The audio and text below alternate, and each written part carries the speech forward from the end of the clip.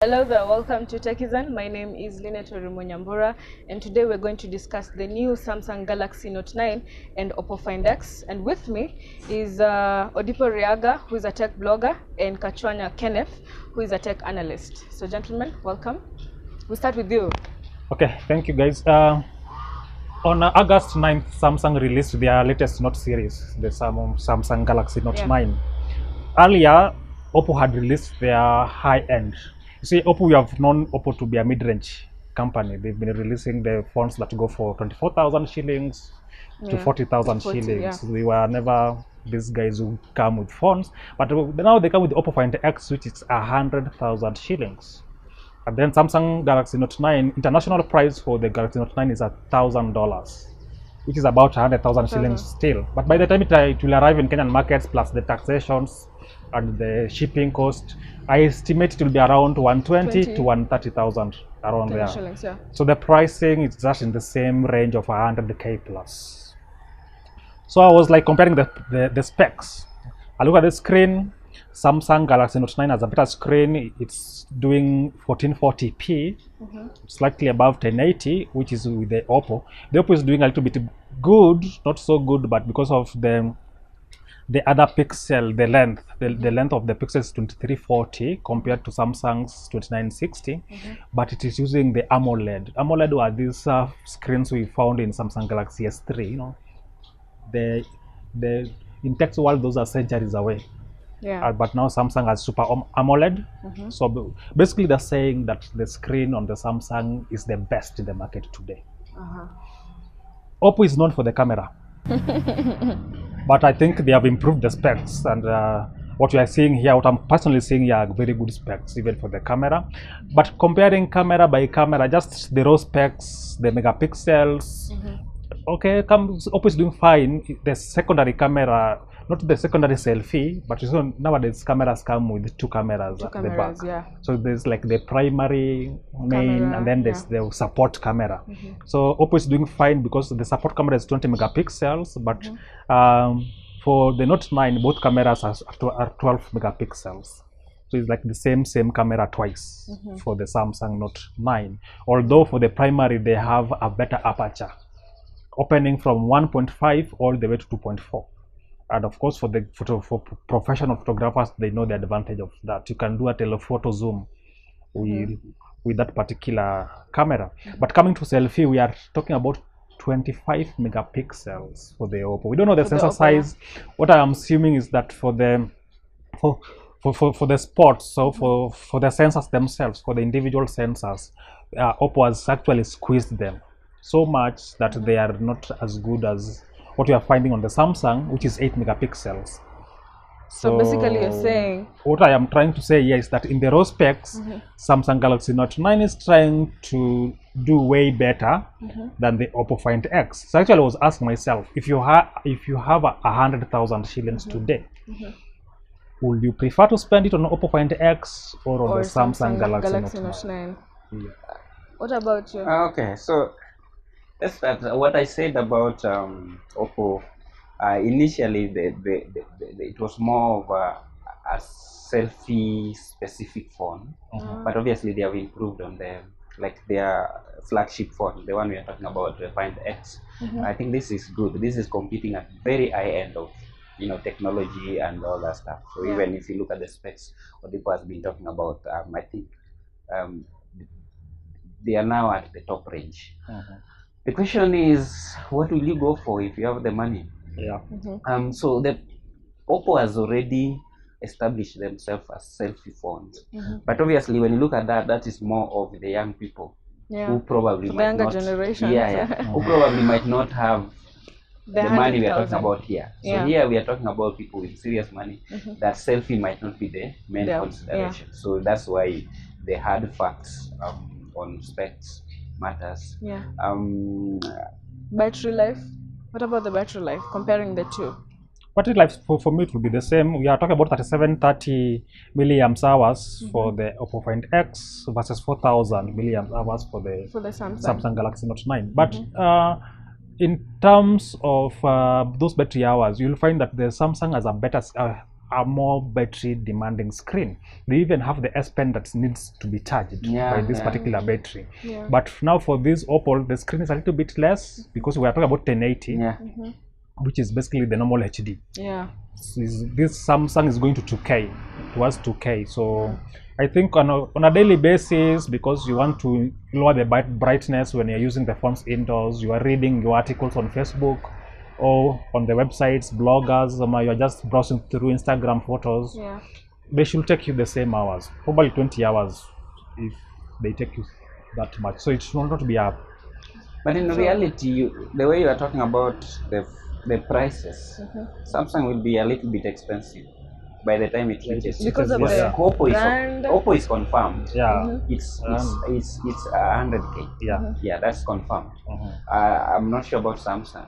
So if worldwide it's $1,000 before you bring in the local taxes and shipping costs. 30K more there. You can you can probably, if there's some subsidies, we are talking about 110 on the very low end.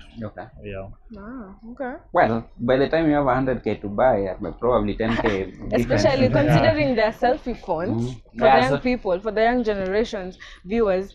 I don't know if you're that rich to get 100K to buy a phone for selfies. But that brings me to another thing. Why are we forced to buy phone with hard cash? Worldwide, people don't really go out there and remove $1,000 to buy a phone. Most of the time, it's bought on credit. Actually, when you see people lining up for iPhones, it's not like they have money to go and give the shops. The argument I have about that is, let me hold my thought. I want to first respond to her question on spending $1,000 shillings on selfies. You see, Samsung Galaxy Note 9 is being marketed as a productivity device. It's not really a selfie. It's not selfie stuff. This is something, the S Pen is supposed to allow you to even write documents, because you write on that note and then it is automatically formatted to a Word document or something. So you can use it for writing articles, you can use it for editing photos, you can use it for, high-end stuff. OPPO is still, as much as a high-end device, it's still being marketed for a camera phone, not really selfie. You remember our first recordings of this series were done on OPPO device. So you can use it like for even doing the vlogging. You can use it for that. So if you cannot afford a DSLR that you are using currently to record this session, you can go for the OPPO, because DSLR probably you need to cough upward of 160,000 to get a nice camera. But that will just be for a single thing, the videography you want to do. But for the OPPO, you can make calls, you can browse Instagram, you can do stuff and still do it for the vlog stuff. But also Samsung Note 9 will do the same thing, because the camera wise I'm seeing they are the same in terms of the back end camera, the rear camera. Still the same. It's still the same quality. And of course, right now they're saying, on camera wise, Galaxy Note 9 has the best camera in the market. So you're still seeing that Samsung is not being marketed for selfies or camera, but for productivity. So, but for me, I was just saying even earlier, I will probably buy a laptop at 60,000 shillings, and I will have a powerhouse of productivity. Than go for a phone for 130,000 shillings and I get a mini productivity device. You understand? So for me, I will not spend on either of the phone for whatever they're marketing. So because of time. But for you, the question. No, for me, it's the. I feel that people can still spend on that if the payment is on credit. If the payment program is flexible.